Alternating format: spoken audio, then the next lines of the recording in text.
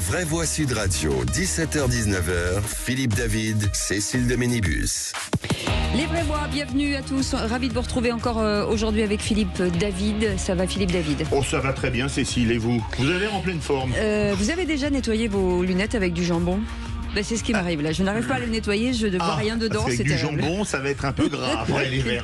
Non, j'ai l'impression qu'il y a des gens qui ont joué avec mes lunettes, je ne sais pas pourquoi. En tout cas, 0826 300 300, cette émission jusqu'à 19h. On traite de l'actualité avec vous. Vous pouvez nous rejoindre, bien entendu, sur toutes les plateformes, sur Twitter, Facebook, Instagram, TikTok. On est un petit peu partout et même sur notre chaîne YouTube. Et si vous n'êtes pas abonné, vous pouviez y aller directement. Allez, le sommaire de cette émission aujourd'hui, le grand débat du jour, c'est à 17h30. Le gouvernement a évité la censure de la gauche. Mais pour combien de temps la réunion entre Barnier et les macronistes a été tendue? Tandis que le RN critique le rapport de l'indexation des retraites, l'adoption du budget s'annonce donc compliquée. Alors parlons vrai, est-ce que la censure d'hier était finalement un simple pétard mouillé? Pensez-vous que le budget va causer la fin du gouvernement? Et à cette question, le gouvernement Barnier va-t-il durer? Vous dites non à 80%. Vous pensez qu'il va durer? Vous pensez qu'il ne va pas durer? Et pour des raisons politiques ou pour des raisons plus bassement politicaille, venez nous le dire au 0826 300 300. Je vais dire de politicaillerie. C'est dur à dire. Et notre invité pour en parler, Patrick Vignal, ancien député Renaissance de l'Hérault. Le coup de projecteur des vraies voix, la lycéenne placée en garde à vue hier après avoir frappé et insulté une enseignante qui lui demandait de retirer son voile, a été jugée aujourd'hui en comparution immédiate et placée sous contrôle judiciaire.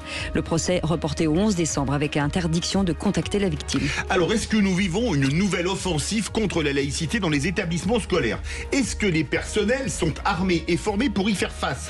L'État est-il impuissant à faire respecter la laïcité à l'école? Vous dites oui à 89%. Vous voulez réagir? Venez nous donner votre avis. Vous avez été témoin d'entrave à la laïcité dans un établissement scolaire, comme prof, comme parent? Venez nous le dire. Aude attend vos appels au 0826 300 300. Et notre invité pour en parler, Marie-Laure Tirel, déléguée laïcité du syndicat enseignant SE UNSA. Bienvenue à tous, c'est les vraies voix jusqu'à 19h. Les vraies voix Sud Radio. Avec un tour de table aujourd'hui, puisque nous sommes mercredi, Philippe Bilger, forcément. Voilà. Bonsoir mon cher Philippe. Bonsoir. On n'a plus de musique, donc on a pu nous faire la grève de la musique. Et la grève de toutes. Moi je fais la grève aussi. Qui est avec nous. Je suis trop contente. Ah oui, très heureuse d'être là. En plus là, j'ai mon flic préféré à gauche. On va pouvoir se foutre des tartes pendant toute l'émission sur un vie. Excusez-moi, ancien patron du RAD, j'éviterais de lui mettre une tarte pour de bon. Parce Jean-Michel Faubert. Mais je sais très bien, mais il fait très attention. Comme il est tellement supérieur, je peux le boxer, il répondra pas en fait, parce qu'il est quand même. Vous voyez, là. Physiquement, il est pas très haut. Non, mais il a la stratégie, il a l'air costaud. On ne sait pas s'il n'a pas encore des flingues sur lui. Ça fait quand même 5 minutes qu'on parle de lui, il n'a pas ouvert la. Non, mais normal, il se délecte. Écoutez, c'est des compliments. Bonjour à tous. Jean-Michel, moi je crains pour mes tympans, mais on va voir ce que ça donne. Et je crains aussi pour mon retour, parce que moi je suis en Seine-et-Marne, donc peut-être je vais aller à la nage. Ah oui, t'es sous l'eau là. Oui. Un peu sous l'eau. Oh, on nous met de la petite musique là, dis donc. Dis donc, c'est super bien. Je trouve que de mec cocaïne à un mec qui flic, c'est plutôt pas mal. C'est plutôt bien joué, je trouve. Non, mais je trouve qu'ils ont un sens du tempo, vraiment, les réalisateurs, bravo. Ça connecte, c'est bien. En tout cas, ce numéro de téléphone, 0826 300 300, on accueille Marie-Laure Tirel, déléguée. Pas du tout, je dis n'importe quoi, pas encore. Notre auditeur du jour, oui, Fabrice de Creil. Fabrice de Creil, Marie-Laure, n'importe quoi. Fabrice, je viens de vous marier avec Marie-Laure, pardon de vous le dire. Alors, je ne sais pas si vous êtes content, mais en tout cas, voilà, c'est le cas. On vous souhaite la bienvenue. Votre coup de gueule du jour, guerre en Ukraine, toujours d'actualité. Est-ce qu'on devient co-belligérant, selon vous? Bonjour tout le monde. Alors, attendez, là, on vous entend très mal, surtout pas le haut-parleur et le téléphone bien collé à la bouche. Vous êtes pas. Attendez, je coupe le haut-parleur. Oui. Ah bah voilà, là c'est mieux. Vous n'étiez pas dans les toilettes de votre. Bon, c'est pas grave. Allez-y, on vous écoute. Après les annonces du président Macron, notamment celle du 28 mai en Allemagne, avec un oui pour les Ukrainiens de frapper certaines cibles en profondeur de la Russie et en juin la livraison de Mirage, devenons-nous de plus en plus co-belligérants dans cette guerre perdue par l'Ukraine. Oui. Le ministre vient d'ailleurs de confirmer la livraison au premier trimestre 2025 de Mirage 2000-5 avec une capacité de tirer des scalps annoncée à 250 km. Ces missiles sont capables d'aller à 400-500. Dans le même temps, l'annonce en mai 2025 de l'exercice d'ampleur d'Assassin en Roumanie, au sujet duquel le général Bertrand Bouze, commandant de l'armée de terre en Europe, a déclaré aux médias Avant, on jouait à la guerre. Maintenant, il y a un ennemi désigné. Ah oui. Enfin, il est vital de faire des économies compte tenu des 3228 milliards de dettes et le budget de la défense va lui être augmenté de 3 milliards. Bon, Voilà mon coup de gueule. Eh ben voilà, c'est une étude complète, Philippe Bilger. Alors j'ai l'impression, je suis content que notre auditeur Fabrice parle de ça, parce que j'avais l'impression qu'on avait un peu oublié l'Ukraine, même si, paraît-il, le président Zelensky attend beaucoup des États-Unis et d'un éventuel accord pour utiliser des armes pour répondre à l'agression russe. Pour le reste, je n'en sais pas plus. Notre Fabrice en sait long. Allez. Françoise Legois. Oui, Il après, vous reste 10 secondes pour 2. bon, moi je refuse et je réfute toujours le terme de co-belligérant, hein, Fabrice. Donc voilà. Et l'Ukraine, on en parle, c'est quand même dans toutes les. Il n'y a pas une journée où il n'y a pas un papier sur l'Ukraine. Mais c'est vrai que c'est le Proche-Orient en ce moment. Voilà. Jean-Michel, rapidement. Moi, je crois qu'on va un peu vite quand on dit que la guerre est perdue par l'Ukraine, c'est ce qui a été dit. Mais c'est vrai qu'on s'implique de plus en plus. On est même en train de former une brigade en Dans l'est France, de la France. d'Ukrainiens. Mais c'est vital de résister à la Russie. C'est important. Et on verra le résultat des élections américaines. Elles sont vitales pour la suite de ce combat-là. Certainement. Allez, Fabrice, vous restez avec nous. Jusqu'au qui c'est qui l'a dit. La route est longue, mais la réussite sera peut-être au bout. Il a l'air fort quand il prépare ses interventions et tout. Absolument, Fabrice, faites gaffe à vous. Hein. Ouais, attention, Fabrice. Attention, Fabrice. Le réquisitoire du procureur, de quoi parle-t-on, Philippe? Alors j'ai envie de parler d'une réflexion entre tout le monde a ses raisons et une phrase de Camus à partir d'un très beau livre de Jean Birbon, Le courage de la nuance, ce que nous savons tous ici particulièrement cultivé, surtout François. Il ne peut pas s'en empêcher. C'est-à-dire que en fait, c'est n'importe quoi, parce que je suis un peu nuancé que vous parfois. C'est un teasing. Mais bien C'est sûr. un teasing, mais si je réponds. Mais si je réponds à côté, je suis agressé. Allez, à tout de suite. Sud Radio. Sud Radio. Parlons vrai. Parlons vrai. Sud Radio. Parlons vrai. Les vraies voix Sud Radio. 17h-19h. Philippe David, Cécile de Ménibus. Bienvenue si vous venez de nous rejoindre. Oh, vous n'avez pas manqué grand-chose avec... non, pas pour l'instant, pas grand-chose. Philippe Bilger avec On a chanté Françoise quand Legois. même. Oui, mais c'était hors antenne, les enfants. Moi, j'aime entendre toute la réaction conservatrice incarnée par Jean-Michel Fauvert chanter Nini Pochien et Bella Ciao. Je me dis qu'il n'est pas perdu pour la cause, voyez. Et moi, quand j'entends parler de réaction conservatrice, j'ai l'impression d'entendre Pépone dans Don Camillo. C'est ça, exactement. C'est absolument hallucinant. C'est ça. Et toi, t'es Don Camillo. Super. Ça va, on vous dérange pas? Non, ça va. Vous me dites, parce que moi je... Non, on peut faire une émission. Bah oui. Oh, allez-y. Moi je vais parler belge parce que Philippe Bilger, il n'a pas ri une fois depuis tout à l'heure. Une seule fois, il a ri depuis tout à l'heure. Ça va, Philippe Bilger? Disons, l'émission commence bien. Allez, les 3 mots dans l'actu avec Félix Mathieu dans un instant. Bonsoir Félix. Bonsoir tout le monde. Et de quoi parle-t-on? On va parler de Kirk qui balaye la France, de Milton et Hélène qui balaye les États-Unis, de Gabriel Attal qui balaye le budget Barnier, et puis d'Emily in Paris. Elle balaye personne, mais elle part à Rome, paraît-il, et ça déplaît un peu au président Macron. Figurez-vous, en 3 mots, ça donne Kirk, Gabriel et il en a des combats, celui-là. Allez, tout de suite, la parole est au professeur. Les vraies voix Sud Radio. Le réquisitoire du procureur. Philippe Bilger. Et un procureur toujours extrêmement intellectuel, puisque entre le relativisme de chacun à ses raisons et Albert Camus qui déteste être étouffé par ceux qui ont absolument raison, y a-t-il une autre voie? Oui, en fait, je suis parti d'une très belle phrase d'Albert Camus, que j'admire par ailleurs, qui a dit « Je déteste être étouffé par ceux qui ont absolument raison ». Et j'insiste sur l'adverbe, je tente de faire une explication de texte. Donc, entre la phrase que j'entends trop souvent quand on ne veut pas s'engager dans un dialogue vigoureux, chacun a ses raisons, comme s'il n'y avait pas dans les débats de vérité claire et objective, et la détestation d'Albert Camus pour les gens qui pensent avoir absolument raison, Je crois qu'il peut y avoir une voie moyenne que nous cherchons tous à cultiver ici. D'abord l'écoute de l'autre, la possibilité qu'il puisse avoir raison et qu'en tout cas il vous apporte quelque chose. Donc voilà le fruit de ma réflexion qui débouche sur un éloge des vraies voix. Ce que j'adore avec Philippe Bilger, c'est qu'il pense vraiment qu'il est ce qu'il vient de décrire, un type qui écoute, qui peut être convaincu, etc. Tu vas voir. J'écoute énormément. Ah mais bien sûr, mais moi aussi, mais on ne vous convainc pas. Vous savez, profondément. On ne le convainc pas sur les questions essentielles. Vous le convaincrez jamais sur l'immigration. Vous me convainquez totalement que je ne suis pas socialiste. Ah non, mais ça c'est sûr. Donc non, mais moi je suis assez d'accord. Ce qui m'ennuie avec vous, parce que je vous aime tellement et je suis tellement fan d'Albert Camus, arrêtez de sortir comme ça vous arrange des phrases d'Albert Camus. Non, mais la dernière fois que vous avez cité Albert Camus, vous avez expliqué qu'il était de droite. Oui. Alors on s'est engueulé, je me souviens, pendant une demi-heure. Voilà. Mais je l'ai trouvé hier, la phrase, objectivement, dans le très beau livre, Le courage de la nuance. Vous avez raison sur Albert Camus, c'est un être humain hors du commun. De toute façon, déjà c'est un écrivain, un créateur, mais il avait une humanité absolument hors du commun. Comme Jean-Michel Fauvergue. Voilà. Hors du commun. Ce que vient de dire Philippe, il a complètement décrit le raid. Oui. Oh, c'est bon. 80% des affaires sont sorties à la négociation, donc on parle, on donne des arguments, on négocie. Et pour les 20 autres, on gagne quand même. Ouais. Donc on est exactement sur ce que vous avez dit. Dans la nuance, c'est intéressant, c'est vachement intéressant ça. Je pense que Camus a dû le citer, le raid, à un certain moment, non?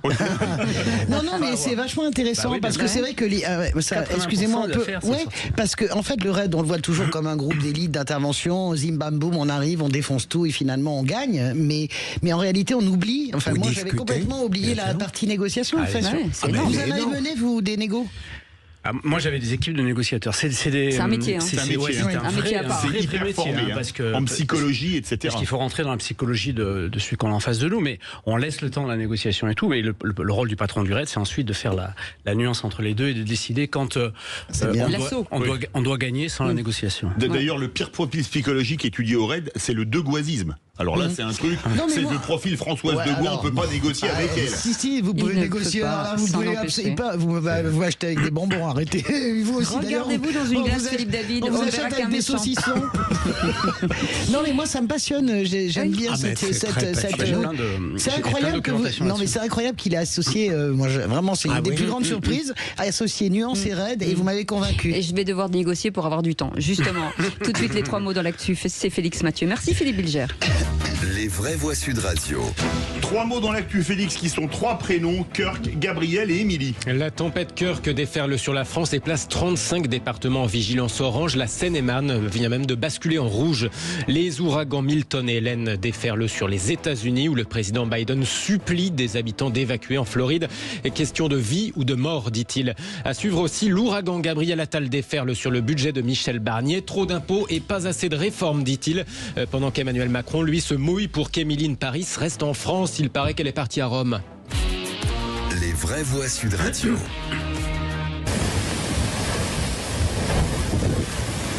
Ça y est, la dépression Kirk est arrivée en France avec son lot d'inondations. 35 départements placés en vigilance orange, de la Vendée aux Ardennes. La Seine-et-Marne vient même de basculer en vigilance rouge au cru. La SNCF interrompt des lignes en Nouvelle-Aquitaine entre Dax et Tarbes, Bayonne et Hendaye, ou encore entre Saintes et Royan. Météo France a déjà enregistré des rafales jusqu'à 211 km/h la nuit dernière à la station de ski d'Irati dans les Pyrénées-Atlantiques. Pendant ce temps, de l'autre côté de l'Atlantique, la Floride fait face à des vents de 260 km/h. Wow. Après Hélène, l'ouragan Milton est repassé en catégorie maximale. Des autorités fédérales sur le qui-vive et un président Biden au ton particulièrement grave aujourd'hui. Si vous avez reçu un ordre d'évacuation, vous devez évacuer maintenant. Vous devriez déjà avoir évacué. C'est une question de vie ou de mort. Ce n'est pas une hyperbole, c'est une question de vie ou de mort. Nous renforçons la préparation à l'ouragan Milton, qui pourrait être l'une des pires tempêtes à frapper la Floride depuis 100 ans. Et nous poursuivons nos efforts pour faire face à l'ouragan Hélène. Le président des États-Unis, Joe Biden, avec Majid Dehimat pour la traduction. Les États-Unis où des voix s'élèvent pour créer une catégorie 6 dans la classification des ouragans. L'actuelle catégorie maximale, la 5, apparaissant trop faible au regard des derniers phénomènes météo. Alors certains se diront encore nieront en tout cas les changements climatiques, mais là on est quand même en plein dedans. Oui, puis récemment on en a eu un autre exemple que j'ai oublié d'ailleurs, où même les sceptiques devaient être convaincus. Mais je regrette pour moi que c'était Kirk Douglas, maintenant c'est un ouragan. Alors c'est drôle parce que j'étais en train de me dire pendant que vous énonciez qui choisit les prénoms de ces ouragans. Alors il paraît que c'est comme ça, pour les chiens, c'est comme les chiens il y a des années avec et ça correspond à un protocole très strict parce que vous vous souvenez que l'an dernier, c'est génial que vous posiez cette question, l'an dernier Kaïs Saïed, le président réélu de Tunisie tellement antisémite, s'était étonné, vous vous en souvenez, que tous les ouragans selon lui aient des noms juifs ou d'origine hébraïque. Et le Centre international météo lui avait répondu, mais c'est parce que ça a été une polémique. Quand même. Oui, quand même. Oui, quand même. J'en avais parlé ici. Vous aviez les orans comme maintenant. Voilà. Kirk Douglas. Moi, j'ai géré, quand j'étais directeur adjoint en Nouvelle-Calédonie, j'ai géré l'approche d'un ouragan qui a tangenté la Calédonie au dernier moment, mais je vous garantis que préparer ça avec en même temps qu'on prépare par exemple des gymnases avec des cercueils à l'intérieur pour les morts, etc. C'est quelque chose de psychologiquement difficile. C'est difficile et c'est très normé, c'est très normé, mais c'est très difficile à vivre. En même temps, ça doit être magnifique si on le pouvait observer. En toute sécurité. Alors moi je veux bien, mais j'ai observé de près au Japon un typhon. Un typhoon, ils disent les Japonais, en tout cas. Mais on est en France. Oui, c'est complètement effrayant. J'avais suivi d'un mini tremblement de terre. Alors bon, c'est bon. En parlant de tremblement de terre, il y en a un autre. On passe à cette nouvelle qui cause Emmanuel Macron et sans dessus dessous. Il souhaite qu'Emily in Paris reste en France. Oui, décidément, il y a un truc entre les Macron et cette série. Brigitte Macron avait déjà fait, vous en souvenez peut-être, une apparition remarquée dans la dernière saison. Bonjour, Madame Macron. J'adore la France. Et mon pays vous adore, Émilie. Merci. C'est possible de prendre une photo avec vous, s'il vous plaît? Mais avec plaisir. Voilà, avec plaisir, Madame Macron. Sauf que sacrilège dans la série, le personnage de Émilie, l'américaine exilée en France, part, semble-t-il, vivre une expérience professionnelle à Rome, en Italie. Et le chef de l'État espère bien que ce soit temporaire quand même. Il le dit sans embâche. Je vous lis sa déclaration.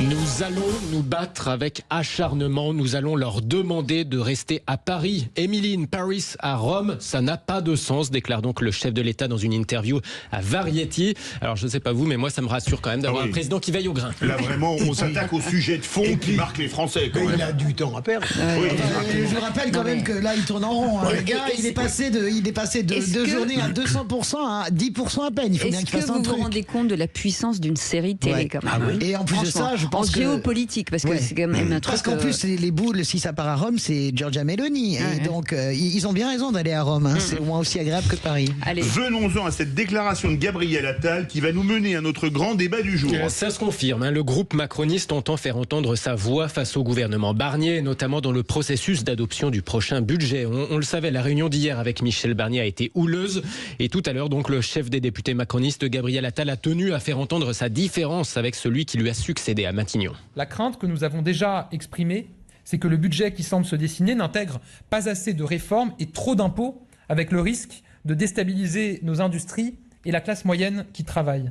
Nous ne disons pas cela évidemment pour polémiquer, mais pour respecter notre parole. Nous nous battrons pour continuer à réduire le chômage, nous n'augmenterons pas les impôts sur les Français qui travaillent et nous ne gèlerons pas les retraites. Or, la hausse prévue des charges pour les entreprises, la hausse plus forte que prévue sur l'électricité, le gel des retraites pour 6 mois et d'autres mesures fiscales nous semblent trop charger la barque pour les Français. Gabriel Attal, porte-parole des Gilets jaunes, ancien Premier ministre, ancien Premier ministre et désormais il faut la garder président celle-là, j'ai jamais vu un truc pareil. Jamais j'ai entendu. Non, il a fait, c'est très fort, il avait préparé. Comment tu fais l'association des Gilets jaunes? Parce qu'il se fait porte-parole des classes populaires désormais maintenant qu'il est plus aux manettes, on l'entend, contre l'impôt confiscatoire, etc. Il est drôle ce Félix Mathieu. Merci Félix. Merci Félix. Merci beaucoup. Allez, dans un instant, l'instant le grand débat du jour. Michel Barnier, fragilisé à l'Assemblée nationale, la censure de la NFP a été finalement rejetée. Le gouvernement Barnier est-il en sursis? Alors, parlons vrai. Est-ce que pour vous, le gouvernement peut tenir vu les circonstances politiques? Est-ce que le budget va causer la chute du gouvernement? Et à cette question, le gouvernement va-t-il durer? Vous dites non à 77%. Vous pensez que pour raison politique, le RN ne le censurera pas? Ou vous pensez qu'il va être obligé de le censurer vis-à-vis de son électorat, puisque c'est lui qui tient les clés? Venez nous le dire au 0826 300 300. Et notre invité dans un instant, Patrick Vignal, ancien député Renaissance de l'Hérault. Bonsoir Patrick Vignal. Bonsoir. Bonsoir. Dites-nous, que reste-t-il de la Macronie d'antan? Jean-Michel Faugergue, qui est un garçon excellent. Allez, à tout de suite. Et Patrick Vignal. Parlons vrai. Parlons vrai. Sud Radio. Parlons vrai. Les vraies voix Sud Radio, 17h-19h, Philippe David, Cécile de Ménibus. Avec un tour de table aujourd'hui dans les vraies voix, comment dire éclectique. J'ai envie de dire de toute beauté. Avec Philippe Bilger, Françoise Degois et Jean-Michel Fauvergue. Puissance et intellectuelle. Dans le trouble d'un regard. C'est vrai que... Vous êtes dans un état. Mais qu'est-ce qu'on a aujourd'hui? Qu'est-ce qu'il y a?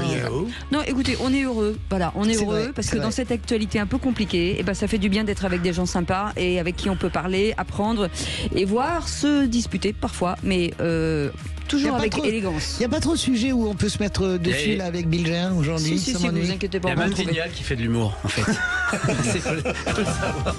Patrick Vignal, qui a remis ses belles chemises. L'aventure, la passion. L'aventure et la passion. Autour des vraies voix de Sud Radio. Allez les amis, un peu de voilà, on se remet dans le délire. Allez tout de suite, le grand débat du jour. Les vraies voix Sud Radio, le grand débat du jour. Très franchement, c'était pas vraiment une surprise, cette motion de censure. Vous ne pouvez ignorer la violence de ce détournement démocratique.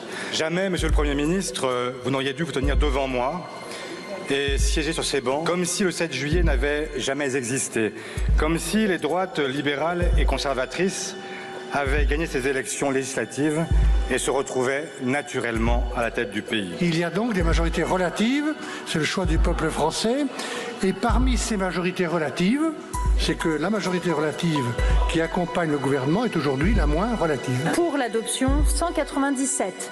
Donc la majorité requise n'étant pas atteinte, la motion de censure n'est pas adoptée.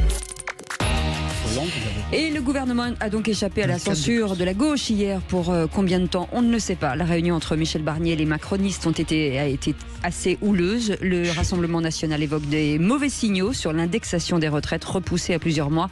Autant dire que l'adoption de ce budget ne va pas être qu'une formalité. Alors parlons vrai. Qui a intérêt à rendre le pays ingouvernable? Est-ce que celui qui censurerait le gouvernement et causerait sa chute ne se tirerait pas une balle dans le pied en cas de crise politique? Et à cette question, le gouvernement Barnier va-t-il durer? Vous dites non à 77%. Vous voulez réagir? Vous voulez nous donner votre avis? Il va durer ou il ne va pas durer? Appelez-nous au 0826 300 300. Et notre invité Patrick Vignal est avec nous, ancien député Renaissance de l'Hérault. Merci Patrick d'être avec nous aujourd'hui. Philippe Bilger, sur ce gouvernement et la durée de ce gouvernement. Je vois toutes les raisons qu'on peut avoir pour répondre oui à la question de Sud Radio, mais je n'ai pas envie de faire la politique du pire et tomber dans un pessimisme qui n'est que trop présent aujourd'hui.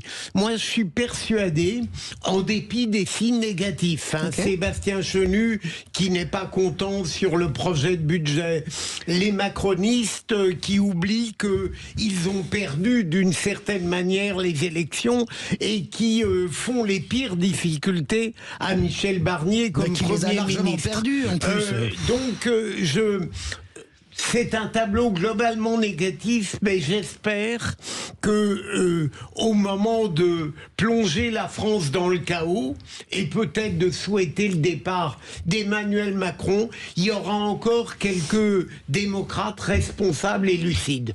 J'espère. Bon, je rappelle que Michel Barnier a perdu, il a miné à 5%, donc tout le monde a perdu. Moi, je pense que avant de dire que si Michel Barnier tombe, le fusible derrière c'est Emmanuel Macron, ça n'est pas vrai. Il peut rappeler au gouvernement, repartir dans l'autre sens, essayer de trouver une coalition qui irait, je dirais, des socialistes, communistes et verts, en passant par les macronistes. Il a cette possibilité-là aussi de le faire. Moi, je pense que ce gouvernement peut tomber, qu'il peut y avoir un Matignon 2, mais pour qu'il y ait un Matignon 2 qui se passe bien, il faut juste que Emmanuel Macron accepte de lâcher quelque chose, si vous voulez, ou au centre-gauche ou au centre-droit, mais il ne peut pas continuer à faire comme si. Il est responsable de ce qui est en train de se passer. Mais je ne vois pas, avec les signaux, je veux bien qu'on soit dans les enchères, mais ces signaux-là sont extrêmement négatifs. J'ai jamais vu des signaux aussi négatifs avant le vote d'un budget, pardon. Jean-Michel Fauvergue. Déjà, pour commencer, et c'est quand même assez important, je suis d'accord avec Françoise, le départ de Macron ne sert à rien, n'est pas souhaité, c'est pas un scénario, et ça garantirait pas que le prochain ou la prochaine présidente est une majorité. Parce qu'aujourd'hui, on est un peu parti. On peut pas revoter avant juin. On est un peu parti là-dessus. Ensuite, effectivement, que ce gouvernement est un gouvernement en sursis. Le problème, c'est de savoir jusqu'à quand. Le faire tomber immédiatement, c'est pas de la politique du gouvernement que ça dépend, c'est la politique des groupes politiques. Est-ce que le RN, qui est englué en ce moment dans des affaires un peu particulières, il y a intérêt à le faire tomber de suite? J'en suis pas persuadé. Est-ce que d'autres y ont intérêt? J'en suis pas persuadé non plus. Sans doute la gauche, sans doute qui n'a pas accès, enfin la gauche, l'extrême gauche et le nouveau Front populaire qui n'ont pas accédé. Mais pour les autres, non. Donc on verra, mais je parie pas dessus. Patrick Vignal. Oui. Vous avez entendu ce que disent les vraies voix. Est-ce que quelque part, ce n'est pas la politique, mais les intérêts politiques qui vont dicter, oui ou non, si le gouvernement sera censuré? Vous savez, j'ai l'impression que les politiques ne veulent pas être utiles à la France, mais être importants. En fait, le vrai débat, c'est 2027. Et c'est vrai qu'en 2022, on n'a pas eu une majorité parce qu'on n'a pas fait campagne comme il fallait. Nous avons perdu, Françoise a raison, la Macronie a perdu les élections, et qu'aujourd'hui, en fait, comme dit Philippe, ça pourrait tenir. En fait, le problème, on ne s'occupe pas des Français. Aujourd'hui, on prépare des écuries. Marine Le Pen, si elle s'en sort de son procès, la dernière fois, rappelez-vous, il y avait une 50aine de cloportes qui étaient candidats. Ils sont en train de préparer une dissolution. Le front de gauche est en train d'éclater. C'était une bonne idée à l'époque d'avoir une vraie gauche. Parce que je pense qu'il fallait une gauche, mais c'est en train d'éclater. Les LR, ils font 6%, c'est eux qui sont à la tête de l'État. On marche sur la tête, et très franchement, qui pourrait prévoir une dissolution? Je rappelle quand même, et je prêche contre ma paroisse, qu'une dissolution, c'est 30 millions d'euros. Donc moi, je pense qu'on est chez les fous. Je pense qu'on n'a plus de personnel politique à la hauteur, parce que le vrai débat, ça serait des socialistes et une droite républicaine, mais personne ne le veut, ça. Laurent Wauquiez, il est monté sur son cheval, il attend 2027. Jean-Luc Mélenchon, il sera candidat et il fera ses voix, parce qu'on a beau dire il fera ses voix. Olivier Faure se rêve aussi candidat. Marine a mis la veste verte pour être candidate. Chez moi, j'en ai au moins 3, peut-être 4. Franchement, on marche sur la tête. Patrick, je ne suis pas du tout d'accord. Moi, je pense que le nouveau Front populaire, déjà, n'est pas du tout en train d'exploser, mais je pense que pour bien les connaître, je pense que non, ça fait 70 ans qu'on dit que la gauche explose. C'est le Front populaire. Mais non, mais où elle explose? Dites-moi, où est-ce qu'elle explose? Nulle part. Ils ont voté comme un seul homme. Faure a fait le plein des voix hier. Il en a même ramassé 5 de plus chez Elliott. Donc arrêtez, c'est pas seul contre les votes. Disons à Écolande.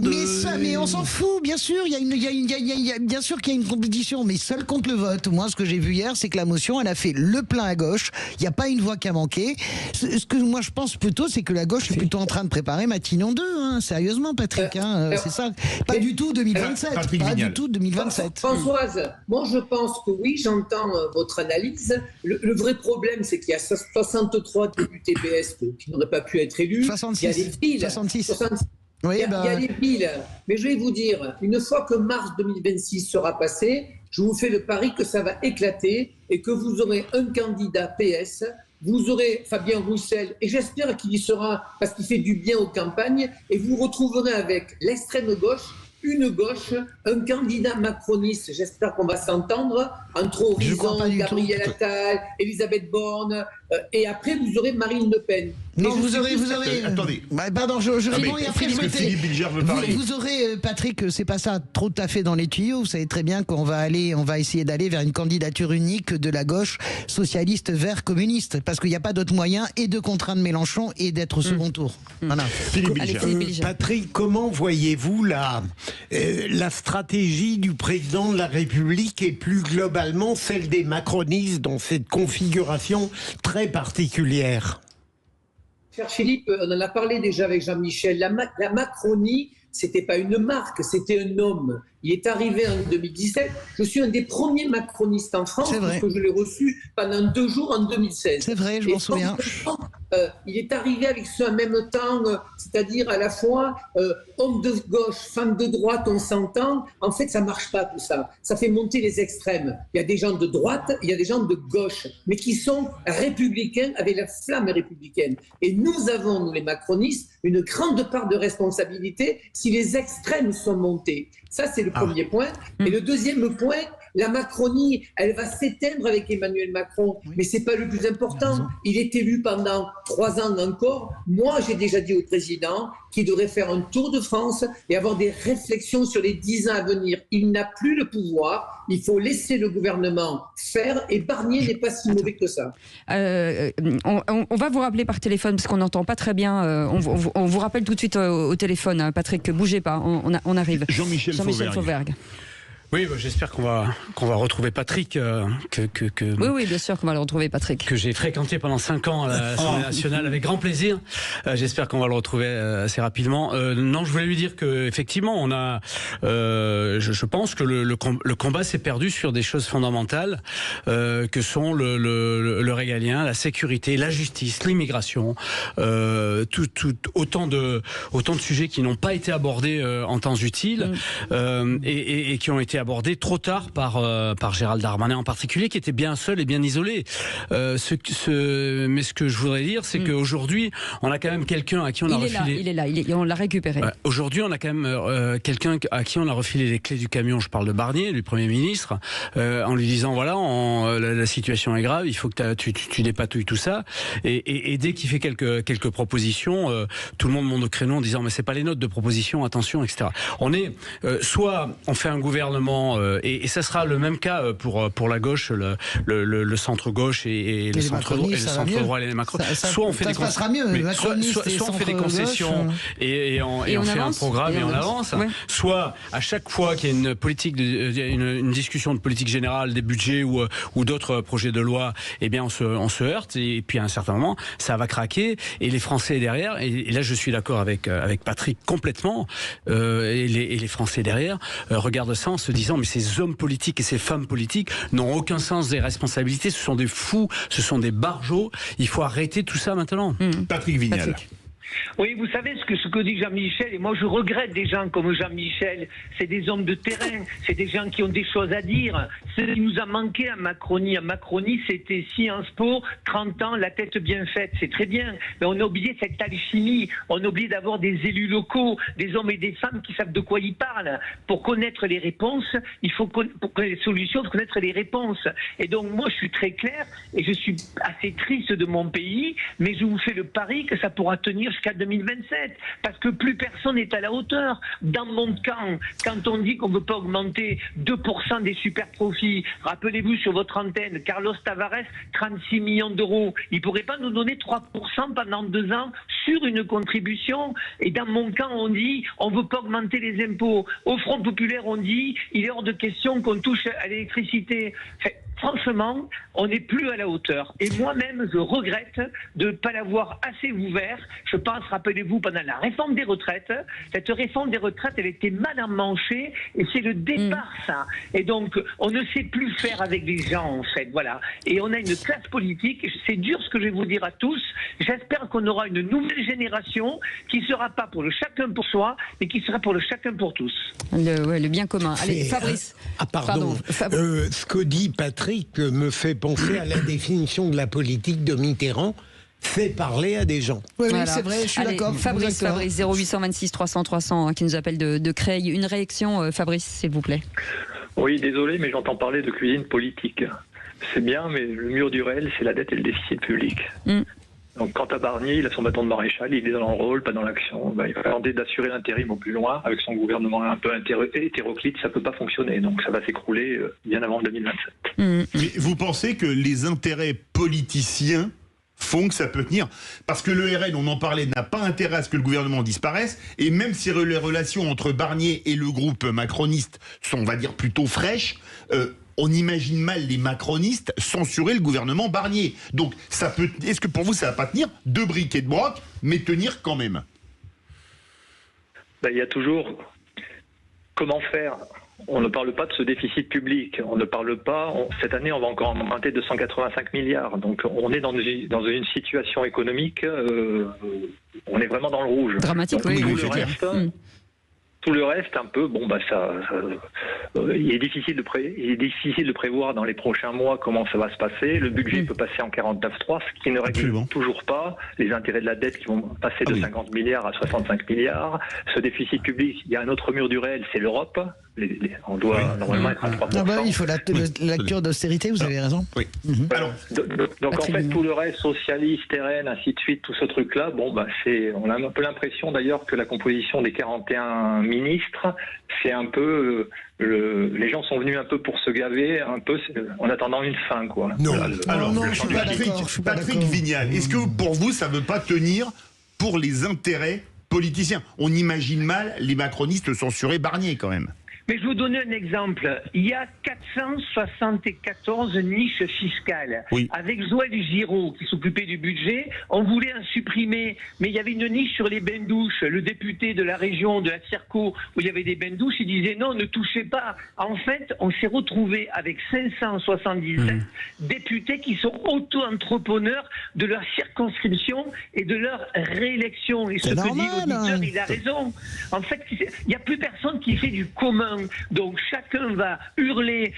Mes copains du Front Populaire et du LR, ils nous ont demandé de baisser de 15 centimes, rappelez-vous, le gasoil. On a 3 000 milliards de dettes. Je précise quand même que ça ne part pas que d'Emmanuel Macron. Le temps de François Hollande, c'était 800 milliards. Le temps de Nicolas Sarkozy, c'était 600 milliards. Et puis quand même, il faut qu'on soit un peu gentil avec notre président. Le Covid, la guerre en Ukraine, 1 milliard les émeutes. Il n'y a quand même pas que de l'argent qui est parti par les fenêtres. Je crois que c'est important.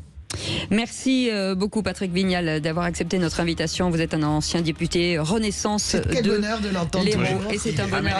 Il a toujours des belles chemises, moi je trouve. Oui, c'est le seul, un des rares macronistes fréquentables. Mais les anciens députés sont bons. C'est pour ça qu'on dit, c'est à ça qu'on voit que c'est un ancien député, c'est qu'il a remis ses chemises à fleurs. Allez, restez avec nous. Dans un instant, le qui c'est qui l'a dit avec Fabrice qu'on prend avec nous. À tout de suite. Les vraies voix Sud Radio, 17h-19h, Philippe David, Cécile de Ménibus. Les vraies voix Sud Radio, 17h-19h, Philippe David, Cécile de Ménibus. Dans les vraies voix, tous les jours, on apprend, on débat, on se dit des choses. Et puis on joue aussi. Ah bah oui, on joue à qui perd gagne pour certains, on joue à tricher pour les autres. Voilà, choisissez votre camp. Le camp du bien, Philippe Bilger. Le camp du mal en face. Voilà. Choisissez votre camp. Vous êtes honteuse. Vous êtes honteuse. Votre co-animateur. Non, mais Cécile, vous êtes honteuse, vous savez. Mais c'est honteux. Regardez cette tête. Non, j'approuve. Voilà. Nous, on est le camp du mal. C'est un délit pénal. Non, pas vous. Vous, Louis, Jean-Michel, non. Pourquoi je suis le camp du mal? J'arrête pas de gagner, je vous écrase à 14 points et en quoi je triche? Françoise, pas du mal, du méchant, du sale, quoi. Ouais, c'est ça. Le camp du sale. Je pense que vous vous dégradez encore plus. Là, tu sais, t'attaques la vraie. Alors que là, regardez cette tête. Bien, vous osez qualifier ça? Non, mais vous osez. Non, mais vous êtes dingue. Vous avez Ah oui, c'est sûr que ça vous qualifie la gentillesse. Et c'est un type gentil. Oui, pardon. Fabrice, non, c'est de ma faute. Fabrice, vous pouvez lancer le jingle, s'il vous plaît? Merci. 1, 2, 3, c'est parti. Excellent. Ah oui, c'est bien, j'adore. Comme ça, il participe, on adore. Écoutez bien, Fabrice, qui c'est qui l'a dit? 3 points. On nous empêche de gouverner avec des vieilles magouilles de palais. Fabrice. Attention, c'est 3 points. Manuel Bompard? Non, c'est le même parti. Rotaillot, non, une femme. Une femme. Non, c'est Clémence Guettet. Bonne réponse de Françoise Degois qui engrange 3 points. Clémence Guettet. Non, finalement, c'est 1 point. Le corps du bien, là, qui se révolte. Fabrice, qui l'a dit à 2 points? C'est moins une motion de censure qu'une motion de posture. Heureusement, tant mieux pour la France. Elle n'a pas trouvé de majorité hier. Fabrice. Toc, toc, toc, toc, toc. Bigot. Ah non, je pense avec un point d'interrogation. Non. Il l'a dit. Non. Non, il l'a pas dit. Non, il l'a pas dit. Qu'est-ce que tu racontes? C'est pas cette Dans phrase-là. son discours, il l'a dit. Ça a été repris. S'il l'a dit, ça a été repris ce matin par une membre du gouvernement. Ah, mais c'est Agnès Pannier-Runacher? Non, c'est la porte-parole du gouvernement. Bonne réponse. Maud Bréjon, 2 points pour Jean-Michel Fauvergue. Et pourtant, Philippe Bilger avait raison. Je vais former un recours. Oui, vous pouvez, absolument. Le Conseil constitutionnel vous attend. Oui, mais si vous ne prenez pas l'original, c'est grave. Moi, je trouve qu'il n'a pas qu'on dit devrait... Bigot dans son discours. J'ai écouté son discours. Non, mais j'ai écouté Il a dit, ça n'est posture. Il a dit, c'est une posture. Non, mais on devrait mettre en examen Philippe David. Après, vous faites ce que vous voulez. Qui c'est qui l'a dit? J'appelle quelqu'un, ça va être... Mettez-moi les menottes, j'aime ça. Écoutez, on y va. Qui c'est qui l'a dit? 3 points. Ce gouvernement, c'est un syndicat de perdants avec des personnages plus ou moins là pour un décor, un faux semblant. C'est pas mal, ça. C'est bien, mais... Mais c'est bien, mais c'est dur. Fabrice. Fabien Roussel? Non. Ah non. C'est non. Du côté du RN. François Hollande? Non, là, non. Loin. François Hollande? Non. À l'autre bout. Besancenot? Non. C'est pas Besancenot. Pas loin de Panot. Pas loin de Panot, c'est Bompard? Non. C'est Modiard? Non. C'était Jean-Luc Mélenchon. Ah bah oui. On n'y pense même plus. C'est qui? Qui c'est qui l'a dit à 3 points, Fabrice, sur la dette publique? Les grands groupes capitalistes sont à 100% responsables de cette dette. C'est à eux de la payer intégralement. Fabrice. Mélenchon. Non. Panot. Non. Plus à gauche. Une femme. Plus à gauche que... Arlette Laguillet? Non. Plus à gauche que Panot. Binet? Non. L'autre? La successeur de Arlette Laguillet. Là, je l'ai donné. C'est la successeur de Arlette Laguillet. Nathalie Arthaud. Nathalie Arthaud. Françoise. Qui c'est qui l'a dit? 3 points. Dernière question à Olivier Faure. Il est temps de prendre le parti de la France plutôt que celui de Jean-Luc Mélenchon. Fabrice. Ah, je crois savoir. Très bon. C'est à la tribune de l'Assemblée, ça, non? Oui. Laurent Wauquiez. De la Somme? Non, c'est Laurent Wauquiez. Bonne réponse de Françoise Degois. Bon, elle a gagné. L'axe du mal. Écoutez, excusez-moi, 9 points, 2 points. L'axe du mal a fait très mal. Philippe Bilger était en RTT et Fabrice, il était en train de se rôder, donc il a toutes les circonstances atténuantes. Mettez-moi les menottes, je pars, parce que là, vous les m'avez mis en examen. Vous voyez comme quand on les assaisonne un peu à droite, et ils gagnent. Ouais, c'est ça. Voilà, c'est ça. Enfin, à droite. Cette partie-là, je veux dire.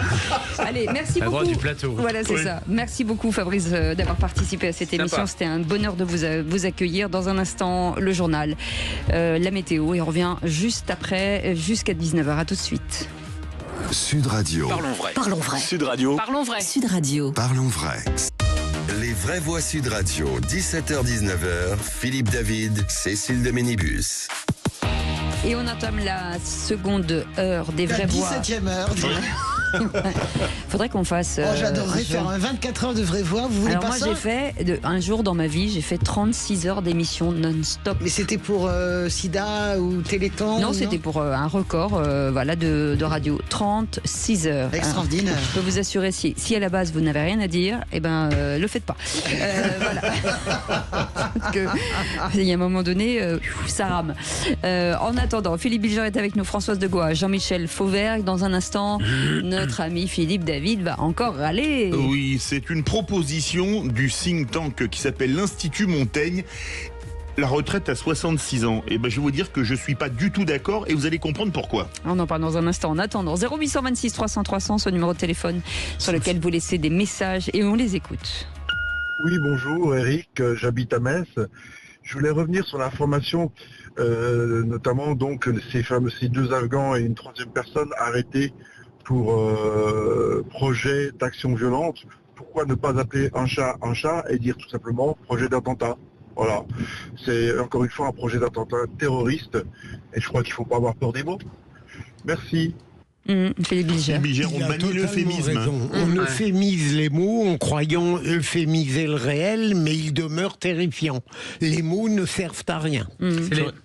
C'est les hommes de justice, c'est le procureur chargé de l'enquête qui qualifie les faits. Donc sans doute qu'ils n'aient pas qualifié encore l'attentat, mais effectivement ça ressemble beaucoup. Oui, action violente, on a quand même quelques doutes, non? Et moi je suis absolument favorable au fait qu'on utilise les bons mots. Moi je ne vois pas en quoi c'est choquant. Après l'opinion se fait elle-même son point de vue, mais ça, si on mélange les mots, après plus rien n'a de sens. Vous savez que je peux pas mener le combat contre LFI qui parle de gouvernement génocidaire avec Netanyahou, de génocide à Gaza, parce que génocide a un sens.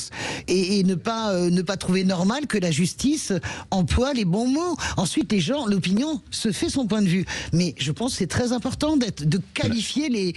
on va pas reprendre Camus, mais mal nommer les choses, c'est rajouter au malheur du monde. Et il faut bien les nommer. Voilà. Si c'est pas un attentat terroriste, ce n'est pas un attentat terroriste. Même si ça y ressemble, l'opinion se fait son point de vue. Mais je trouve que c'est véritable. Si ça y ressemble, c'est que ça en est. Non, mais ça peut avoir le goût. Non, si c'est pas parce que vous ressemblez que vous êtes. Je vais vous dire, vous ressemblez à une actrice américaine. Vous n'êtes pas cette actrice américaine, enfin. Mais que vous savez pas. La mauvaise foi. Je vous adore. Vous avez là. Je vais vous offrir le bouquin de Schopenhauer, l'art d'avoir toujours raison. Ça vous colle parfaitement. Non mais moi il y a plein de fois où j'ai pas raison. Hein. Par exemple, là, de rendre l'antenne, j'ai pas raison, mais je suis obligé de le faire. Allez, Philippe David dans un instant. Dans un instant, je vais dire que une proposition de l'Institut Montaigne m'a fait sortir la fumée par les oreilles et vous allez comprendre pourquoi. Normalement, c'est par le nez, mais bon, c'est bien. Allez, les deux. Sud Radio. Sud Radio. Parlons vrai. Parlons vrai. Sud Radio. Parlons. Les vraies voix Sud Radio, 17h-19h, Philippe David, Cécile de Ménibus. Et ce soir à 18h13, les vraies voix, Philippe David va pouvoir râler une fois de plus face à les vraies voix du jour, Philippe Bilger, Françoise Degois et Jean-Michel Fauvergue. Et c'est maintenant. Les vraies voix Sud Radio. Comme d'habitude, je vais remettre le clocher au milieu du village et aujourd'hui, je ne vais pas me faire que des amis avec ce coup de gueule, mais peu importe, comme disait Charles Péguy, qui ne gueule pas la vérité quand il sait la vérité se fait le complice des menteurs et des faussaires. Alors qu'on parle d'une énième réforme, ou pas, des retraites, l'Institut Montaigne, think tank libéral, a proposé hier le passage de l'âge de la retraite à 66 ans à horizon 2050 avec pour objectif une économie de 30 milliards d'euros pour l'État. J'en suis fort aise. Tout le monde sait qu'il va falloir travailler plus avec la pyramide des âges et le vieillissement de la population. Mais avec la retraite à 66 ans à horizon 2050, les gens de l'Institut Montaigne ont déjà un train de retard. Puisque pour bénéficier d'une retraite à taux plein, les gens de ma génération nés à la fin des années 60 devront partir au minimum à 67 ans, c'est-à-dire déjà un an de plus. Mais ce qui me gêne encore plus, c'est qu'on tape à nouveau sur les jeunes générations qui sont déjà criblées de dettes parce que la génération des baby-boomers a vécu comme des cigales à crédit sur le dos des générations à venir. Une situation résumée ce matin par David Lisnard par ces mots, je cite, « On est en train de faire surcotiser nos enfants pour assurer les retraites actuelles, c'est absolument indigne et c'est un sacrifice de nos enfants et de nos futurs petits-enfants. » Et j'aimerais donc qu'on demande aux retraités actuels, bien évidemment pas ceux qui ont des petites retraites ou des retraites de misère, de participer à hauteur des avantages dont ils ont bénéficié, dont pour certains le fait de partir à la retraite à 50 ans, pour les plus chanceux d'entre eux, ou en tout cas bien avant 67 ans pour la quasi-totalité. Alors je sais, ils représentent la catégorie de la population qui seront le plus aux isoloirs, et oser mettre le problème sur la table peut être très coûteux électoralement, mais c'est une question de justice sociale et de solidarité intergénérationnelle. Comme disait l'écrivain anglais James Freeman Clarke, la différence entre le politicien et l'homme d'État est la suivante. Le premier pense à la prochaine élection, le second à la prochaine génération. Bon, ça me paraît très convaincant. Oui. Non mais vraiment, non mais... Oui, enfin, le scandale c'est 66 ans. Je sais bien que vous, c'est le scandale, c'est pas celui-là qui vous heurte, c'est les deux. C'est le financement. Oui. Voilà, comment vous allez demander, en plus, ils sont dingues les libéraux. Hein. Vous allez déjà à 64 ans, la difficulté d'arrêter... non, il faut atteindre 67, les gens... Non, mais vous vous rendez compte, nous, notre génération, c'est 67 ans. Nous, ça va très bien, on fait du bruit avec la bouche dans des micros, c'est pas trop épuisant, mais sérieusement... non, il y en a qui font du bruit, d'autres qui disent des choses. Oui. C'est j'allais parler de vous. Hein. Mon Dieu, mais quelle méchanceté. Non, mais il se prend vraiment pour un intellectuel, c'est ça qui est dramatique, c'est affreux, tu vois. Il fait Wikipédia citation, il prend ce qu'il arrange, tu vois, il se dit comme si l'écrivain anglais, il le connaissait, tu vois. Dans sa citation, je la connaissais. Ah ouais, d'accord, très bien. En tout cas, d'ailleurs très belle. Ce qui est certain, c'est que mais Clark, c'est pas les chaussures. Je vous accorde ce que vous dites, mais moi, ça me révolte par rapport à l'effort qu'on demande supplémentaire déjà aux gens qui travaillent. C'est vrai. Jean-Michel Fauvergue. Vous qui avez 42 ans. Oui, merci. Vous êtes parti à quel âge d'ailleurs à la retraite en tant que gendarme là, non, en tant que policier là. Policier, j'avais 60 et quelques. Ah bon, d'accord, ça va. Et donc oui, alors je suis complètement d'accord avec vous.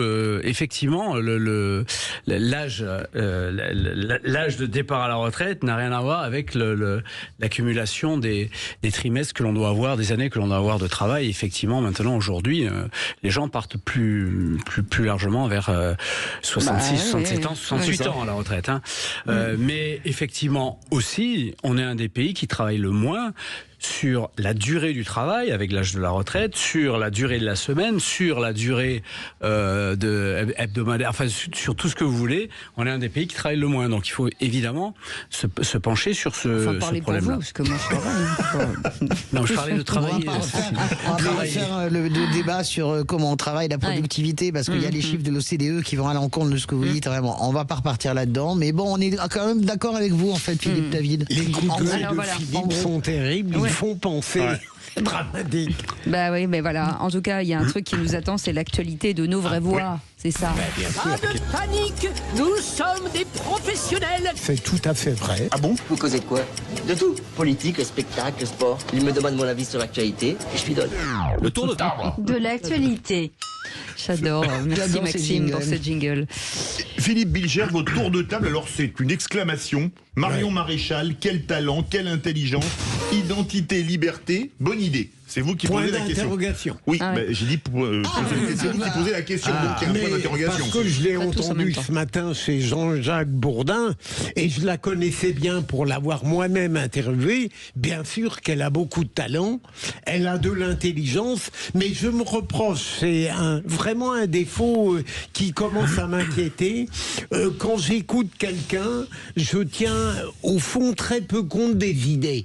Dès qu'il y a du talent, de la vivacité intellectuelle, quelque chose qui tranche sur la médiocrité ambiante. Mais vous parlez de moi, Philippe. Ah oui, non, c'est moi qui regarde. Eh bien, je vais peut-être trop rapidement à une forme d'estime intellectuelle et politique sans tenir suffisamment compte du fond du projet. Ça, c'est un défaut que j'accepte volontiers d'avoir à ma charge, mais pour le reste, elle est tout de même très douée. Françoise de Gouin. Oui, moi je la trouve absolument pas douée. D'ailleurs, il y a une marche qu'elle n'arrive jamais à passer, c'est-à-dire la marche du crédit et de la crédibilité. Et je suis assez rassuré d'avoir une extrême droite française aussi bête, en fait, parce que je me dis, si on avait Giorgia Meloni, en fait, heureusement qu'on échappe à ce talent-là, entre guillemets. Marion Maréchal, qu'est-ce que vous voulez, dans quel espace elle va jouer? Dans une cabine téléphonique? Elle s'est fâchée avec sa tante, elle s'est fâchée avec Bardella, elle s'est réconciliée, elle se fâche avec Zemmour, avec Sarah Knafo. Sérieusement, moi ça me réjouit. Ça n'a rien à voir avec le talent. Mais excusez-moi, le talent c'est aussi la capacité justement à ne pas se fâcher, à nouer des alliances, à nouer des accords. Regardez-moi cette campagne européenne absolument désastreuse. Moi je ne suis pas d'accord. Vous essayez d'en faire une sorte, Philippe, une sorte de talentueuse iconique. Non, moi je ne pense qu'elle ne l'est pas, justement, parce que je pense que sa sortie des européennes est catastrophique pour elle. Sa première sortie quand elle va monter son école est 0+0 et la preuve elle revient, et son retour est catastrophique. Écoutez, elle se fâche avec la femme qui l'a élevée, Marine Le Pen, elle se fâche avec Éric Zemmour, elle finit les européennes dans une espèce de cafouillage politique, personne ne comprend rien, et elle dit je reviens, je monte mon mouvement. C'est pas du talent ça, sérieusement, c'est du cafouillage. Jean-Michel Fauvergue. Non, bien sûr, mais Jean-Michel a tout à fait droit à la parole. Le maître des horloges. Sympathique. Donc je vais la prendre, monsieur le procureur. Dites deux mots, Philippe, parce que c'est les derniers mots que vous allez dire. Allez-y. Du coup, oui, moi je pense qu'elle a manqué de flair en partant chez Zemmour. déjà, et elle sait, et de ce point de vue-là, elle a perdu toute crédibilité aussi. Après le fait qu'elle revienne, elle perd encore de la crédibilité. Je pense que en politique, il n'y a pas que des trahisons, il y a de temps en temps des loyautés, et on doit être loyal jusqu'au bout, même si on doit serrer les dents encore 2 ans pour certains. Mais comme l'a dit Cécile, je me demande si vous lui faites pas un mauvais procès. Moi, je me contentais de parler de son talent, de son alacrité intellectuelle, son parcours est très excusez-moi, difficile. Philippe, il y a un moment donné, il faut faire quand même très attention à ce que vous êtes en train de dire, parce que vous avez quand même de très grands tyrans qui avaient une alacrité, un talent intellectuel extraordinaire. Moi, j'ai pas envie de dire, oh là là, Adolf Hitler a fait une entrée extraordinaire dans ce meeting. Faites attention avec votre théorie, parce que votre théorie, elle peut nous amener extrêmement loin. Et je peux prendre le talent oratoire de Staline si ça vous donne envie que je fasse le parallélisme des formes. Je l'ai dit, François, que j'étais peut-être trop sensible à la forme plutôt qu'au fond.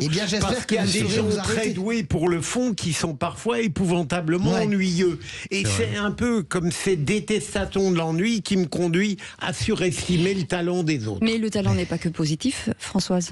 Oui, mais je suis d'accord avec vous, mais là... Il y a des gens qui sont des talents de voleurs, de ça peut être même mortel à un certain moment. En tout cas, il ne met pas cette nuance et ça serait bien que vous la mettiez parce que ça m'effraie un peu de vous. Ça peut être même mortel à un certain moment quand on pense par exemple au talent d'Achille. Bravo. Je vous en prie, merci. Moi, sur un mot comme ça, on pourrait fermer boutique. Moi, je m'en vais, moi, je pars à l'acrité. Ça, c'est une bonne nouvelle. Le bonjour chez l'acrité, bonjour chez vous. Allez, Jean-Michel Fauvergue, on laisse la parole sur la déclaration de Didier Migaud sur l'excuse de minorité. Oui, alors Didier Migaud, c'est ce matin ou c'est hier, je m'en rappelle plus, qui a fait cette déclaration sur l'excuse de minorité en disant on peut l'étudier, pour les faits d'extrême violence. Le ministre de la Justice, si vous ne saviez pas que... Le ministre de la Justice, lui-même, donc qui s'est donc rattaché au gouvernement par cette déclaration-là, puisque je rappelle qu'il est d'origine socialiste. Vous êtes d'origine catalane, lui d'origine socialiste. Et vous avez vu ce que les socialistes font depuis... il n'est pas chez nous. C'est une déclaration d'opportunité parce qu'il visait ce qui s'est passé à Marseille avec ces jeunes tueurs de 14 ans. C'est ce truc terrible des gens de 14 ans. Alors l'excuse de minorité, c'est quoi? En fait, on a 3 minorités pénales. Avant 13 ans, on n'est pas... Il n'y a pas de minorité pénale. Il n'y a pas de responsabilité pénale. Entre 13 ans et 16 ans, il y a une atténuation de la responsabilité, c'est la minorité, l'excuse de minorité. Et au-dessus de 16 ans, il y a toujours cette excuse de minorité, mais elle peut tomber, déjà dans les textes aujourd'hui, ça existe, c'est l'article L621-7 du Code de la justice pénale, elle peut tomber si les circonstances le demandent. Alors les circonstances, elles ne sont pas très bien détaillées dans cet article-là. On parle de circonstances d'espèce, des circonstances de personnalité du mineur, de circonstances de situation, mais surtout, ça doit être motivé par le juge. Et Didier Migaud, hier matin, parlait d'une loi pour ajouter des circonstances au cas par cas. Oui. Voilà, sur des faits très graves. On avance sur des petits pas pour répondre à l'actualité. Gabriel Attal avait fait de même pendant la campagne électorale des législatives, puisqu'il disait que l'excuse de minorité devait passer dans l'exception et la motivation devait se retourner, c'est-à-dire si on s'emparait de l'excuse de minorité, il fallait la motiver. Donc c'est exactement le contraire de ce qu'on fait aujourd'hui. C'est plutôt pas mal comme idée, sauf que il me semble, moi, qu'à un certain moment, nos hommes politiques, quels qu'ils soient, ont sans doute du bon sens, mais ils ont toujours un petit peu de temps de retard, et ça c'est terrible. Mais ils ont raison de voir ça, parce qu'un mineur de 1945, date à laquelle date cette ordonnance de 45, des mineurs. Un mineur de 45, c'est pas forcément un mineur de 2024. Vous savez quoi, on va faire réagir juste après la pub. Est-ce qu'il faut qu'on y aille 0826 300 300? Vous pouvez bien entendu commenter tout ce qui est dit dans cette émission. Vous êtes les bienvenus jusqu'à 19h. Sud Radio. Sud Radio. Parlons vrai. Parlons vrai. Sud Radio. Parlons vrai. Les vraies voix Sud Radio. 17h-19h. Philippe David, Cécile de Ménibus. Les vraies voix tous les jours de 17h à 19h avec le tour de table de l'actu, comme tous les jours avec nos éditorialistes du jour, Philippe Bilger, Françoise Degois et Jean-Michel Fauvergue. Et Jean-Michel, il y a quelques instants, vous reveniez sur la déclaration du ministre du garde des Sceaux sur l'exclusion des minorités. Et on n'avait pas fait réagir Philippe Bilger. Non, j'ai trouvé que Jean-Michel a eu un point de vue très pertinent et je suggérais au fond, pourquoi pas ne rendre facultative également l'excuse de minorité entre 13 et 16 ans. Pourquoi pas?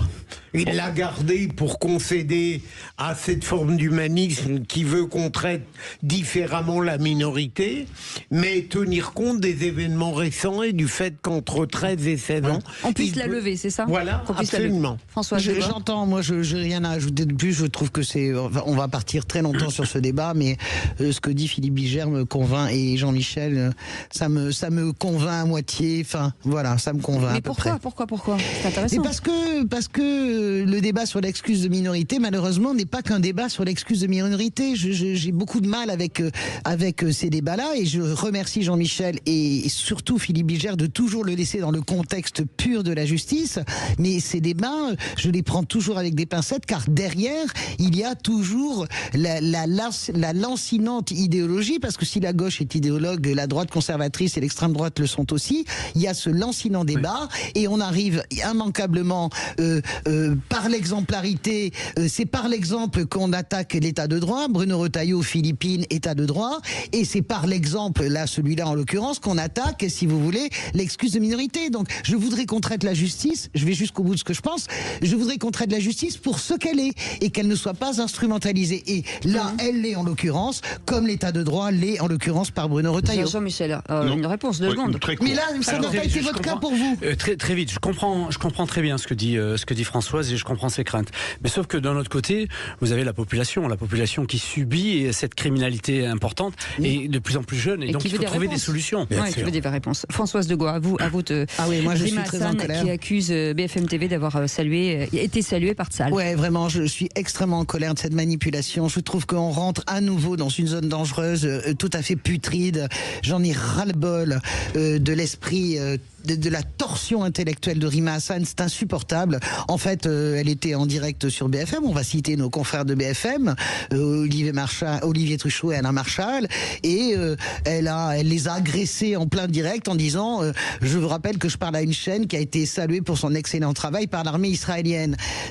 L'armée génocidaire israélienne. L'armée du gouvernement génocidaire israélien. Donc là évidemment, imaginez, là ça commence en direct et finalement elle a été coupée. Cette vidéo a été reprise, y compris par Mathilde Panot, mais c'est une honte. C'est-à-dire que BFM a mis l'extrait. L'extrait, évidemment, c'est Olivier Rafovitch, qu'on connaît bien en France, qui est le porte-parole de Tsahal, qui dit, et je vous remercie BFM, du traitement de ce conflit des deux côtés.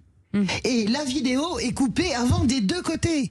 Est-ce que vous comprenez que pourquoi ça me révolte? D'abord, intellectuellement, c'est honteux. Ce qu'il a dit chez nous aussi, des deux côtés. Ce qui est honteux, d'abord, c'est honteux. La deuxième chose, c'est que les Insoumis font comme si en ce pays, le 7 janvier 2015, il n'y avait pas une rédaction entière qui avait été abattue, en l'occurrence la rédaction de Charlie.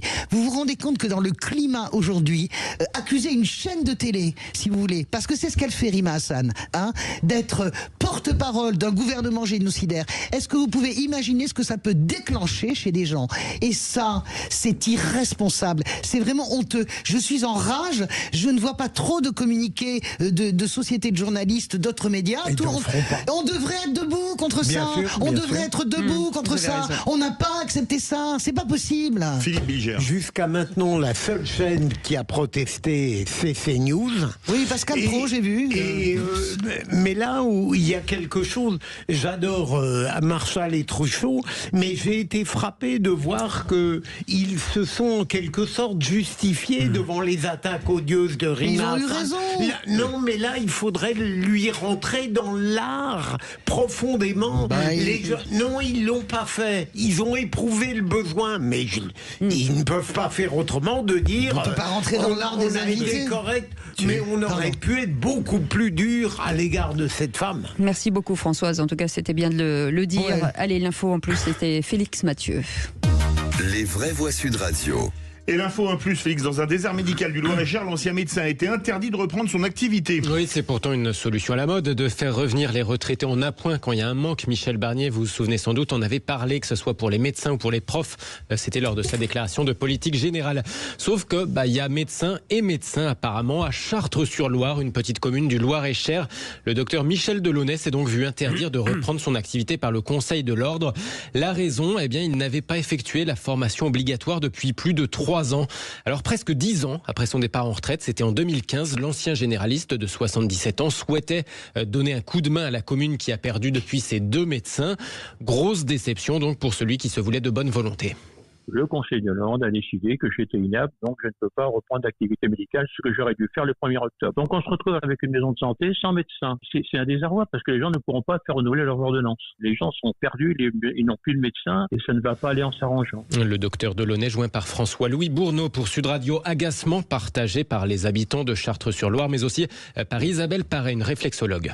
Ah oui, ça pose un vrai problème parce que on ne peut pas refuser à quelqu'un comme ça de ne plus exercer alors que les locaux sont libres. Il voulait surtout faire du renouvellement d'ordonnances et permettre surtout à des internes étudiants de médecine d'exercer au cabinet et lui, il aurait supervisé. Tout le monde le dit, c'est du gâchis.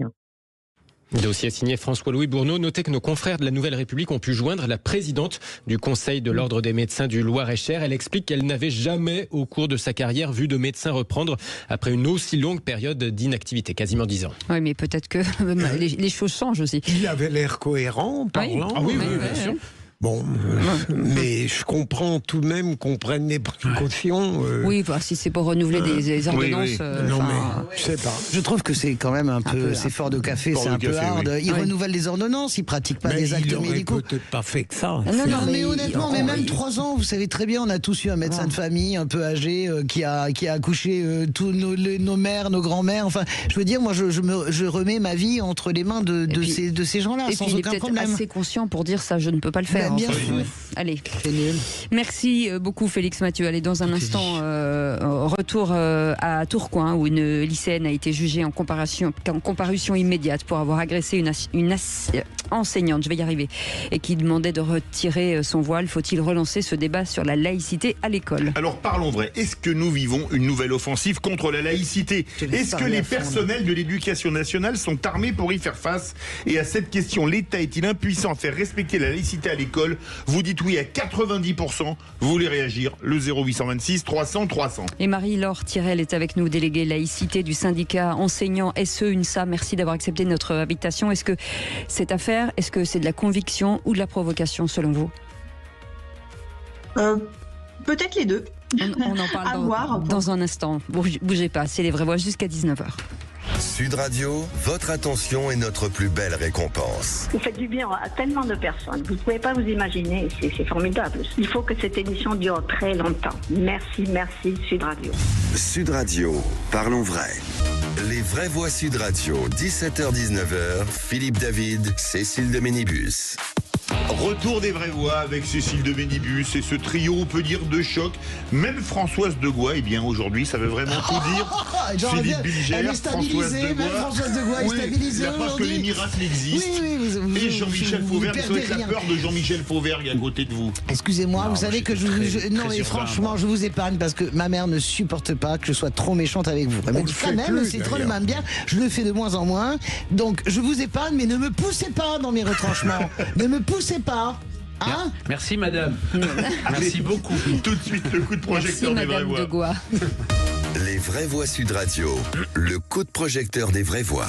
À Tourcoing dans le Nord, une élève va frapper sa professeure après avoir refusé d'enlever son voile. C'est tout à fait inquiétant. Ça n'est pas sans rappeler l'affaire du lycée Maurice Ravel à Paris au printemps. La seule règle qui doit s'appliquer, c'est celle de la République. Je condamne, et je dis ici avec la plus grande fermeté, cet acte de violence et cette atteinte au principe de la République. Et les établissements scolaires ne doivent pas être le lieu des règlements de compte au nom de telle ou telle religion.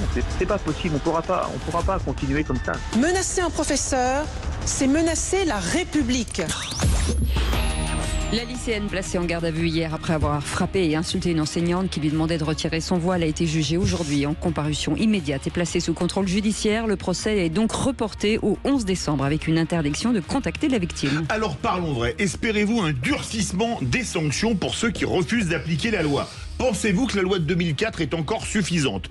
Et enfin, l'État est-il impuissant à faire respecter la laïcité à l'école ? Vous dites oui à 90%. Vous voulez réagir ? Vous en avez été témoin. Aude attend vos appels au 0826 300 300. Et notre invitée pour nous éclairer sur ce sujet, Marie-Laure Tirel est avec nous, déléguée laïcité du syndicat enseignant SE UNSA.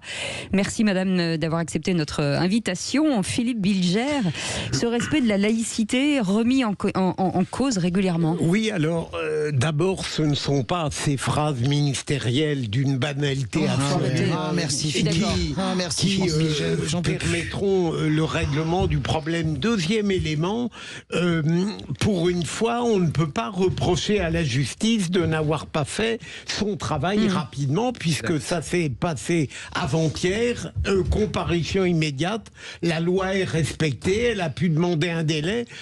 Simplement, je suis curieux de savoir si le contrôle judiciaire va être respecté et quelle sera la sanction. Troisième observation et dernière observation, bien sûr, c'est un problème de laïcité, parce que je pense que certains jeunes gens, à propos du voile, testent en permanence notre capacité de résistance, mais pour le reste et plus globalement, je suis frappé par la multiplication de ces violences exercées par les élèves contre les enseignants. Au-delà même de la laïcité, ça devient tout de même impressionnant. Jean-Michel Fauvergne. Moi, je suis très en colère, d'abord parce qu'effectivement, je suis aussi, j'en ai un peu marre de ces violences contre l'autorité, contre les professeurs, d'une manière générale. Mais j'en ai marre aussi de ces discours gnangnang, mièvres, niais, de la part. C'est une gifle à la République, c'est vraiment d'un gnangnang. Qui veulent absolument. Elle aurait pu dire des tas de choses intéressantes, la ministre. Elle aurait pu dire, en parlant à la professeure, Madame, vous avez été très courageuse parce que vous étiez seule et vous êtes allée voir 3 adultes, elles avaient 18 ans ces filles-là. Et vous leur avez demandé de respecter la laïcité. Vous avez été très courageuse parce que vous êtes reçu un coup et parce que vous y avez répondu aussi. Oui. Pour une fois, c'est une bonne chose que de répondre à la violence. Et elle aurait pu dire ça. Et puis, je suis aussi très en colère parce que qu'est-ce qui s'est passé le lendemain ? Le lendemain, les enseignants ont fermé le lycée. Mais c'est quoi cette affaire de retrait ? Pensez-vous que si un policier est blessé, pensez-vous que si un pompier est blessé, on va se retirer normal, et ne plus protéger la population ? Non, moi je suis pas d'accord avec la comparaison avec les policiers. Vous avez la violence officielle, donc je suis pas d'accord. Je pense que les profs, je comprends très bien qu'ils se retirent parce que ce qui me met en colère. Non, mais moi, ce qui me met vraiment en colère, alors s'il a déclaré, je ne peux plus supporter. C'est comme sur l'antisémitisme. Chaque fois qu'on touche un juif, c'est à la France. Je n'en peux plus. Alors agissez au lieu de faire blablabla, parce que je pense qu'on a tous entendu 254 000 fois ce genre de phrase. Moi, je suis en colère parce que mon sentiment est quand même. Alors, vous avez tous les deux raison, et Philippe parlait de ces agressions, et vous aussi, Jean-Michel. Je suis en colère parce que je sens la solitude encore des enseignants. C'est comme si vous voulez, Samuel Paty, ça nous avait pas suffi. C'est comme si l'ensemble des, l'ensemble de ce qui nous revient des établissements ne nous suffit pas. Moi, je sens quand même que cette prof, elle était quand même seule, en fait, en réalité. Alors, elle était seule physiquement parce que elle y va quand même, elle est quand même assez costaud, t'as raison de dire, elle est courageuse. Mais quel est le message d'empathie derrière, à part une espèce de truc larmoyant de la ministre? Qu'est-ce qu'on fait pour ces professeurs pour ne pas les laisser seuls face à ça? Et bien justement, Marie-Laure Tirel est avec nous, déléguée laïcité du syndicat enseignant SE UNSA. Vu de votre fenêtre, comment on gère cette situation? Bien, en fait, je voudrais revenir sur les éléments qui viennent d'être dits, parce que en fait, l'équipe enseignante, elle était en alerte depuis déjà la rentrée. Elle a fait un communiqué de par le biais de leurs représentants syndicaux cet après-midi, qui expliquait qu'en fait, ça faisait déjà 5 faits de violence qu'ils avaient subis depuis la rentrée, donc celui-ci fait parler et est médiatisé puisqu'il porte sur la laïcité. Et donc effectivement il y a un sujet, mais ce qu'ils veulent vraiment qu'on porte aujourd'hui, c'est le fait que dans ce lycée, il y a eu des suppressions de postes, de moyens, il y a des manques d'enseignants, des manques de professionnels, notamment l'infirmière par exemple qui n'existe pas, son poste n'est pas pourvu, et qui fait qu'il y a des difficultés au sein de l'établissement pour faire respecter le règlement. Et notamment ici, effectivement, le principe de laïcité. Il faut aussi dire que sur cet établissement, et c'est pas le seul, mais on a un établissement qui est quand même particulier du point de vue du public accueilli.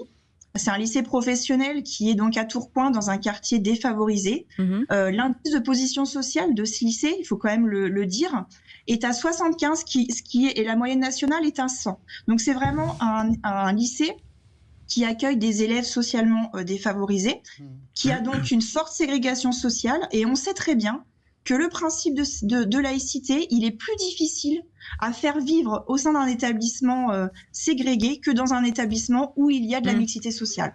Et nous, au niveau des syndicats, on porte ça auprès du ministère depuis déjà longtemps. Alors, a petite priori, information. une dizaine de professeurs auraient soutenu l'élève, ce qui est plutôt surprenant. Et il y a eu une manifestation de soutien, c'est le Figaro qui le dit, à 13h devant le lycée. Est-ce que c'est pas quand même surréaliste de soutenir une élève quand on est enseignant, quand on a une collègue qui a été frappée ? Non, je pense que c'est faux. Ce sont des élèves qui ont apparemment soutenu leurs camarades. Par contre, le communiqué de l'ensemble des représentants des syndicats des personnels du lycée indique bien qu'ils soutiennent leurs collègues au niveau de ce qui s'est passé lundi. Donc c'est une fake news en fait, parce que là, moi je trouve ça ultra choquant. Je n'ai pas cette confirmation. Voilà. Philippe Bilger, moi j'ai une question à vous poser, parce que comparution immédiate, encore un procès au mois de décembre. Entre-temps, la jeune fille va faire forcément des choses en disant pour se racheter, et encore une fois, il ne se passera rien peut-être. Si sur le plan judiciaire, on ne pouvait pas faire plus vite qu'on ne l'a fait. Le délai jusqu'en début décembre, c'est ce que la loi lui permet de faire. Et donc, on verra la décision qui sera prise. J'espère qu'on ne sortira pas de nouveau un travail d'intérêt général qui n'a aucun intérêt. Mais si vous le permettez, Cécile, j'aimerais demander, j'ai cru sentir dans votre propos quelque chose qui ne minimisait pas, mais sous-estimait un petit peu la violence exercée sur l'enseignante. Qui a eu davantage de moyens, ça n'aurait pas empêché cet affrontement. Et donc, est-ce que le scandale, ça n'est pas la violence qu'a exercé cet élève sur l'enseignante ? Mais bien sûr que c'est scandaleux. On ne peut pas accepter une violence, quelle qu'elle soit, à l'encontre d'un enseignant ou d'un personnel de l'éducation nationale ou d'un service public. Par contre, ce que je dis, c'est qu'aujourd'hui, l'école publique est en souffrance par un manque flagrant de moyens qui lui est alloué. Ça fait quand même plusieurs années que l'ensemble des organisations syndicales le dénoncent, et on voit aujourd'hui, alors que peut-être que on n'est pas dans le débat de l'incidence. Et par rapport à la sanction, je tiens à dire que quand même le décret qui est sorti en août 2023 permet aujourd'hui de sanctionner et de passer directement au conseil de discipline ce genre d'agissement. Oui, mais après, c'est pas une question de moyens, c'est une question d'attitude des élèves qui, à un moment donné, devront respecter la règle. Respecter la loi ou pas. Bien sûr, mais vous savez aussi qu'aujourd'hui, la société, elle est morcelée, et qu'on a un environnement social, politique qui favorise ce type d'agissement, parce que les élèves entendent aussi tout ce qui se dit, les polémiques qui existent aujourd'hui, et qui renforcent la difficulté pour les professeurs de faire vivre le principe de laïcité au sein des écoles. Merci mille fois en tout cas d'avoir accepté notre invitation. Marie-Laure Tirel, déléguée laïcité du syndicat enseignant SE UNSA. On vous rappellera bien entendu pour un prochain débat. Merci beaucoup Philippe Bilger. Merci Françoise Degois. Merci Jean-Michel Fauvergue. Et puis dans un instant, on va vous parler de Made in France. Voilà, enfin du positif, de belles entreprises en tout cas qui se développent en France, 100% français, équitable, écologie, bref, que du bonheur pendant une heure. Restez avec nous, on sera ensemble avec Philippe David jusqu'à 20h. À tout de suite.